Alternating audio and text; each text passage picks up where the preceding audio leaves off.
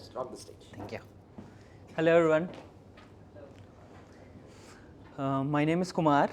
I am going to cover the topic of my happiness that I have with my first job.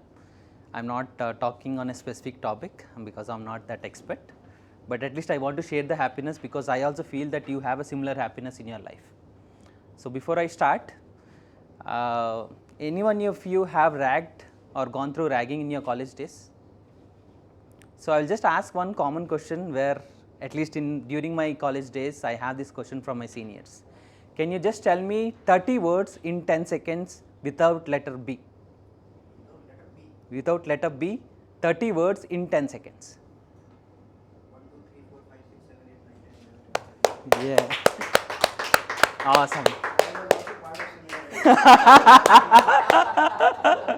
Yeah.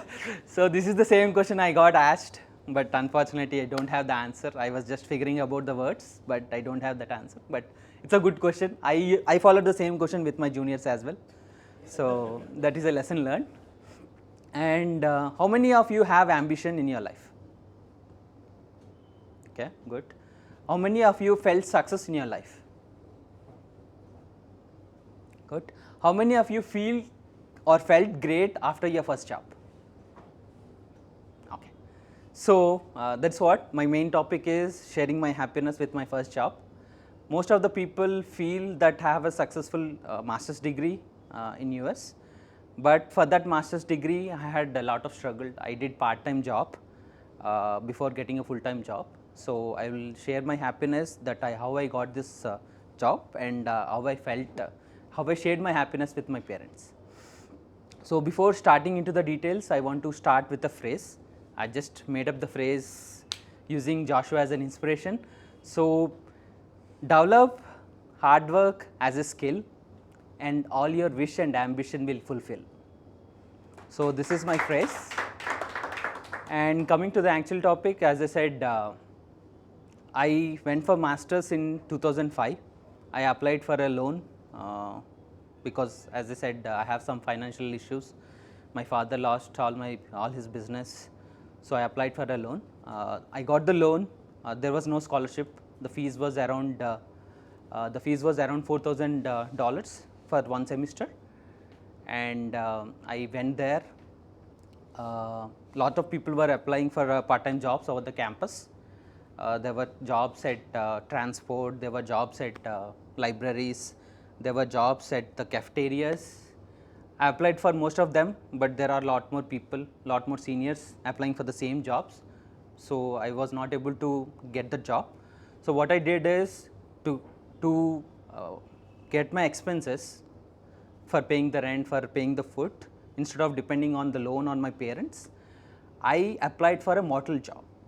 So I used to travel 60 miles over the weekdays every night to go to a hotel in a different city. My college, my university is in a small town in US. It's called Beaumont. The hotels is in a bigger city called Houston. There were a lot of Indian hotels in the sense the owners are the Indians. So they used to give the jobs for these Indian students. So I used to go every day in the weekdays. I used to travel 60 miles, and I used to do the motel job only on the night shifts, because the day shifts were done by the foreigners or the English people. The night shifts, because lot of foreigners will not pay or show interest to do the jobs. I applied for the night shift and I got the job, and I also had a bitter experience, because lot of Indians, whenever they are writing, they used to keep the pens in the mouth.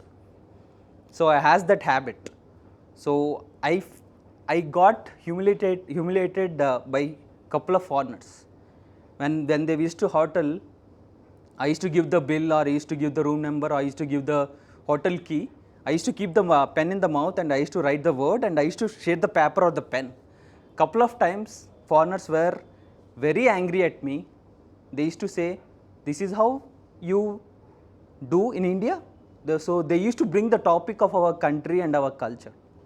So I felt very humiliated in those 2 times. That is when I decided, no, I don't want to work for these foreigners. I want to live a dignity life. That is when I applied for a teaching and a research assistant at my university. I work for a Chinese professor. The Chinese people work culture is they used to teach till the evening and they work in the nights. They used to stay at the university till 1 or 2 o'clock. So in order to get their good books, I used to go to the university in the night times. I used to go to the university in the night times, traveling alone in the university campus. I used to support that professor. I also used to teach the foreigners on one of the subject. And after getting that credibility with my professor, I earned research assistant and a teaching assistant for $1,000 every month. So that was a huge win, and that was the first job where I earned on the foreign soil. I was not able to get a job in Indian soil, but I was able to get a full-time job for a 40 hours as a research assistant. That means I am teaching to foreigners, not to the Indians, and I was able to secure $1,000, with which I also got a scholarship of around $2,000 per semester. So it actually helped to not to take the loan for the rest of the semesters, and I also able to manage my expenses and my room rent with the same scholarship amount.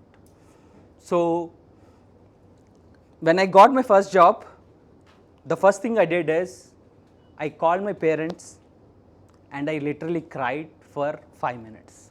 So how many of you had shared your happiness with your parents after you got your first job?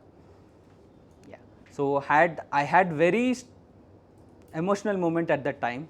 I think it was around 2 o'clock or 1 o'clock, because as I said, the Chinese professor used to sit till 1 to 2, and on one fine day he told that, okay, you are selected for the assistantship. And I immediately called my parents and I literally cried over the phone saying that no need to send the money for the next semesters or for the rest of the masters. So I want to summarize, or I want to conclude that give your 100%, do your best, follow your belief or follow your heart, and success will follow you.